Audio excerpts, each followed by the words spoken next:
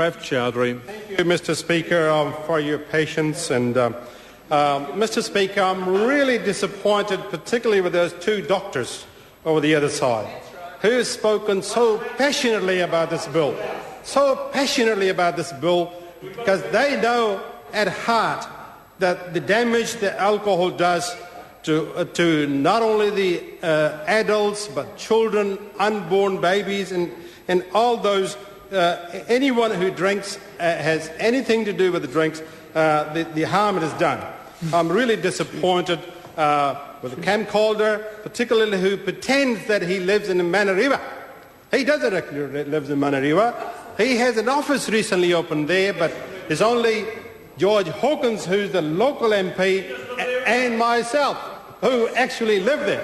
Probably you're right. I'm probably the only one who lives there. But is a good member of Manariva, and I'm delighted that he's taken this leadership in promoting this bill. But, Mr. Speaker, I probably am the only MP here who doesn't drink.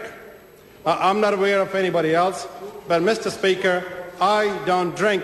In the past, I haven't really taken a lot of interest in these bills because I don't drink. People might think that just because I don't drink, I'm going to be opposing anything to do with alcohol. But tonight, I'm very keen to speak because there's a bill which comes from my very good friend, George Hawkins, who's forever conscious of the work he does in the community. He reflects the aspirations of the community, the problems in the community that we have there, and that he reflects in the Parliament here. Last week, a couple of weeks ago, I was speaking about prostitution bill. Mr. Speaker, very clearly, in my background, anything, any drug, any substance which impairs one's faculties is not acceptable, is banned. So my people, if you like, for the last 1,500 years, they don't drink. And I think now we know in this society that the harm this substance, this drug has done to our society, they're probably right in not drinking. But, Mr. Speaker, this bill is, I should call it, empowering the communities bill. That's what it's all about. Basically, it's empowering the local communities to make sure that any new liquor outlet is not open without their consent, without consultation with the communities. And, one could also call it harm minimization bill, because this is what's supposed to be. Mr. Speaker, a couple of statistics I've got here.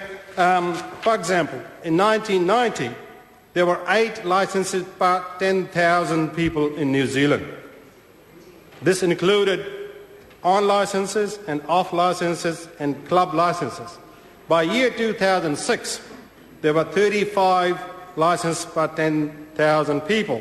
This is almost more than 400-fold increase in number of outlets. And particularly in places like Manariva, South Auckland, this has done a lot of damage in our communities, particularly the crime. And, Mr. Speaker, we know that a lot of these crimes which are committed often are against the minority people.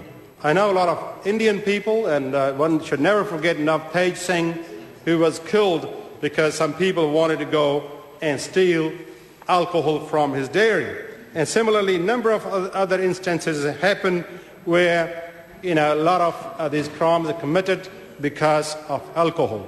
And as we know from police report, that 90% of the crimes happens after 11 o'clock, and that's often related with consumption of alcohol. So, Mr. Speaker, this bill, I think it's an important bill. I mean, we've been, Maori Party particularly has been promoting anti-smoking bills, and so has the Green Party and us as well. I mean, this is a substance. Alcohol is a substance which not only harms somebody who consumes it, but also harms the people around those people because of driving effect, because of people going around. But cigarettes are something which often have bad effects on the consumer. This stuff, this substance, is often impacting family relationships, it's impacting unborn babies, as has been said before, it impacts in the wider community. So I really, for me, I personally can't understand, why we have actually in the subsequent, many years that we have actually loosened the need for having more outlets out there, and that's something which, for me at least, I can't understand it.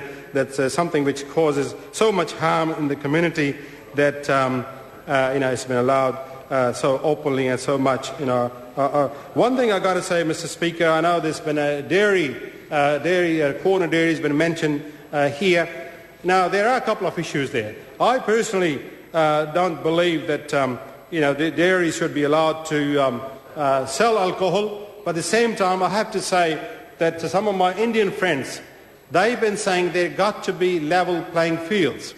We can't just target the dairies. If the outlet like dairies have to be stopped to sell alcohol, why not the big supermarkets? And so if we're going to look at hours of opening these outlets, there has to be a universal sort of rule for whether it's a dairy, a small shop, or it's a supermarket. The rules must be similar for these people. So I've got to say, because we have been approached by a number of dairy owners who think that some of the issues being discussed in this big alcohol report that we had from Jeffrey Palmer, that there might be issues which some of the dairy owners are very concerned about. They might be targeted for that. So I got to say tonight that we got to make sure these small corner dairies, their interest must be taken into account when we're considering this bill. But I personally don't believe that the dairies should be selling alcohol, because they're supposed to be selling food and other items which are useful for the community. So, Mr. Speaker, all in all, I'm clearly supporting this bill, but I'm really surprised tonight to hear from members from the government side. They all have very, telling all the nice stories and how bad this alcohol is, but they're still not supporting this bill, which is very disappointing, really. So in the end, once again, Mr. Speaker, I commend George Hawken, my friend and colleague, who has brought this bill to the House, and the effort that is put in behind this. And I know from our side, most of us, if not all of us, will be supporting this bill. And I'm delighted that the Green Party and Maori Party are going to be supporting this bill as well. So with those few words, Mr. Speaker, I commend this bill to the House.